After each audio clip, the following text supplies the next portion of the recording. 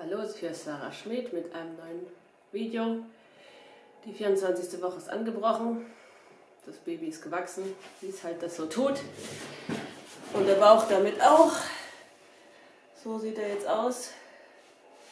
Schon eine schöne kleine Kugel. Baby tritt fleißig.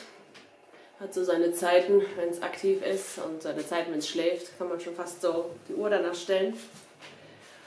Ja, sonst in den letzten 4 Wochen ist nicht unbedingt was Spektakuläres passiert, jetzt meine Schwangerschaft betreffend. Aber meine Schwester hat ihr Baby gekriegt, und zwar ihr erstes. Und da habe ich in ihrer Nähe 2 Wochen eine Ferienwohnung gemietet, und dann bin ich da mit meiner ganzen Rasselbande hingefahren, um sie dann im Wochenbett zu unterstützen. Das war der Plan ursprünglich. Sie wollte die Geburt mit ihrem Mann alleine machen. Hatte eine Hebamme zur Vorsorge, hat aber Ultraschall und Blutuntersuchung abgelehnt und dachte dann, jetzt macht sie halt die Geburt mit ihrem Mann. Nur kommt es nicht immer so, wie man sich das so vorgestellt hat. Als ich ankam, ich bin zum Geburtstermin hingefahren, war noch gar nichts. Die hatte dann ein paar Tage später einen Blasensprung. Und die Hebamme sagt dann natürlich ins Krankenhaus fahren. Und was im Krankenhaus passiert, das wissen wir ja. Da ist man dann ganz schnell mit Antibiotika und mit Kaiserschnitt, wenn die Wehen nicht anfangen. Und bei ihr fingen die Wehen auch nicht an. Nicht nach einem Tag, nach 2 Tagen so ein bisschen, nach 3 Tagen schon ein bisschen mehr. Dann hatte sie eine ordentliche Wehennacht, aber es kam kein Kind, obwohl sie dachte, so muss das jetzt eigentlich kommen. Ja, dann hat sie mich angerufen, früh, nach 3 Tagen Blasensprung und einer durchwehten Nacht.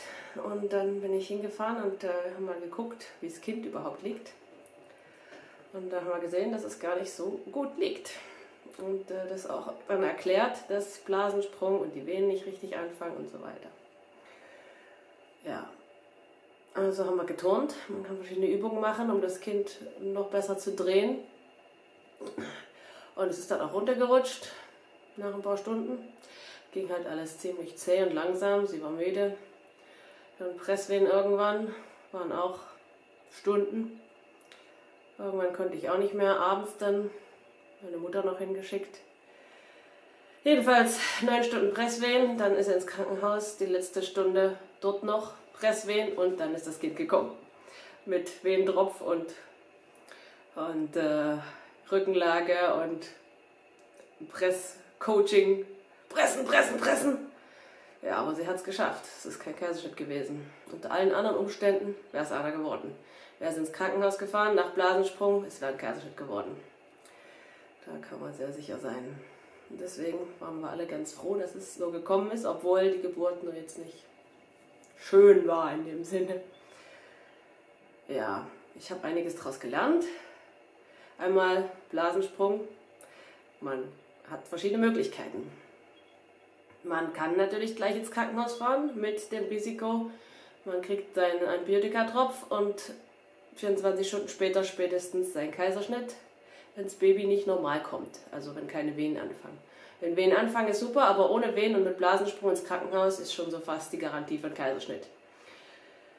Man hat dann ja immer Angst vor dem Infektionsrisiko, aber das ist auch etwas relativ, weil wenn man nicht vaginal untersucht und wenn man zu Hause ist, im heimischen Keimmilieu sozusagen, dann ist das Infektionsrisiko nicht groß, und man kann vor allem, sollte eben darauf achten, dass die Frau kein Fieber kriegt oder irgendwie so Anzeichen, dass irgendwie eine Infektion im Gange ist.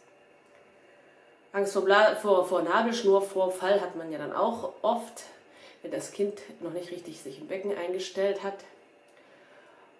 Bei ihr war jetzt der Kopf richtig drin, aber selbst wenn der Kopf nicht richtig drin ist und das ist am Termin und es ist jetzt nicht gerade eine Beckenendlage, dann ist es sehr, sehr unwahrscheinlich, dass die Nabelschnur vorfällt beim Blasensprung, weil wenn die Blase springt, der Kopf und der ganze kindliche Körper ja schwerer sind und viel schneller nach unten sinken bei einem Blasensprung, als die Nabelschnur dahinterher sinken kann und sich schnell da dazwischen schieben. Das passiert eigentlich nicht. Dann empfiehlt man ja dann in Deutschland sogar, sich sofort hinzulegen und Notarzt zu rufen. In anderen Ländern ist das völlig unbekannt und es gibt auch keine wissenschaftlichen Studien, die ein Vorgehen oder das andere irgendwie stützen würden. Also man kann sich auch ganz normal verhalten und wenn es einem gut geht, einfach die Wehen abwarten. Vor allem, wenn man eine natürliche Geburt anstrebt, ist das zu empfehlen. Ja, die Kindslage ist auch so ein Ding. Das Baby bei ihr, als ich es getastet habe, lag. Ich habe hier mal die Puppe meiner Tochter, die nicht ganz sauber ist. Denkt euch einfach, dass das Käseschmier ist oder sowas. Jedenfalls lag das Baby bei ihr so. So, im Becken drin, mit dem Kopf und Rücken nach links. Das ist eigentlich eine gute Ausgangsposition für eine Geburt. Aber das Kind muss, um leicht geboren werden zu können, sich eigentlich ein Stück nach vorn drehen mit dem Rücken. Weil dann das Becken ist nach vorne wie so eine Rutsche geformt, dass das Kind den Kopf gut auf die Brust nehmen kann und dann so da ins Becken reinrutschen. Wenn das Kind mit dem Rücken zur Seite oder nach hinten liegt, so, dann ist das Becken, also in dem Bereich ist das Becken eben nicht so schön geformt, so dass es den Kopf halt häufig nicht auf die Brust nimmt, sondern ein bisschen, also entweder gerade oder überstreckt, so, also nicht so, sondern so ins Becken geht. Und dann ist der Umfang, mit dem das da durch muss, viel größer, als wenn es so macht und mit dem Hinterhaupt, wie man es nennt, sich da einstellt. Was auf Deutsch heißt, lange, anstrengende Geburt, die häufig im Kaiserschnitt endet. Deswegen haben wir auch mit allen möglichen Übungen versucht, das Kind halt in eine bessere Position zu bringen. Was natürlich schwierig ist, wenn der Blasensprung schon war, weil das Fruchtwasser noch wie so ein Polster hier wirkt, das das Drehen leichter macht. Und der Kopf war auch schon ziemlich tief im Becken, da hat man naja, ist nicht mehr so einfach. Also besser, wenn Blasensprung noch nicht war und der Kopf noch schön weit oben steht, dann ist es leichter, das Baby noch in eine geburtsgünstigere Lage zu kriegen. Also Kopf nach unten alleine heißt nicht unbedingt, es wird eine leichte Geburt, sondern es ist wichtig, wo der Rücken und der Hinterkopf sind. Die sollten möglichst nach vorn oder schräg nach vorn sein. Also so eine Lage ist günstig.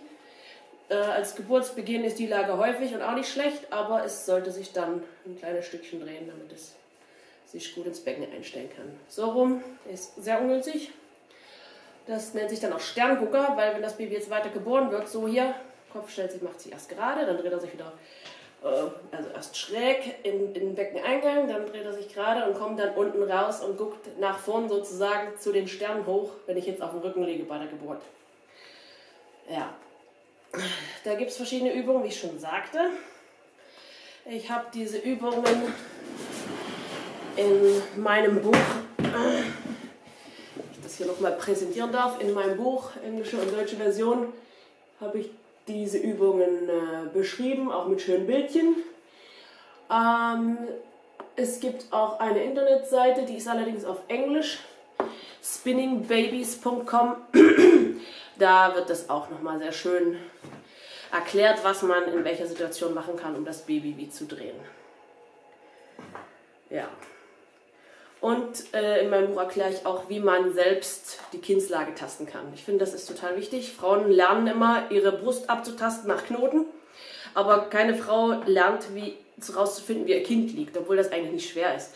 Also ich habe mir das in den letzten 4 Schwangerschaften, wo ich ja keine Vorsorge gemacht habe und die Geburten habe ich ja auch alleine gemacht, da habe ich mir das beigebracht, herauszufinden, wie das Baby liegt.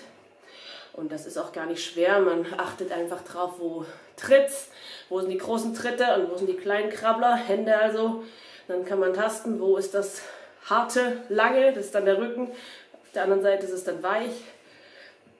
Wenn das Baby im Rücken nach hinten liegt, hat man vorne ganz viel Bewegung um Nabel und in der Mitte, weil dann die Extremitäten, also Arme und Beine vorn sind. Also es gibt schon Möglichkeiten, selbst zu bestimmen, wie das Baby liegt und dann auch möglichst vor der Geburt noch was zu tun. Jetzt bin ich in der 24. Woche, da tastet sich das noch nicht so gut, finde ich, aber das ist jetzt auch noch nicht relevant, sondern erst später so in den letzten Wochen. Dann ist es wichtig, dass es geburtsbereit und in einer geburtsgünstigen Lage liegt. Vorher ist das noch nicht so wichtig und deswegen taste ich da auch nicht so groß rum. Außer ich habe mal Lust, aber Gott, habe ich keine Lust. Ja, genau, das habe ich mir überlegt, dass ich euch das heute erzähle. Und ja, die nächsten Wochen wird es sicherlich weiter wachsen und mal gucken, was ich euch dann das nächste Mal erzähle. Bis dahin, tschüss!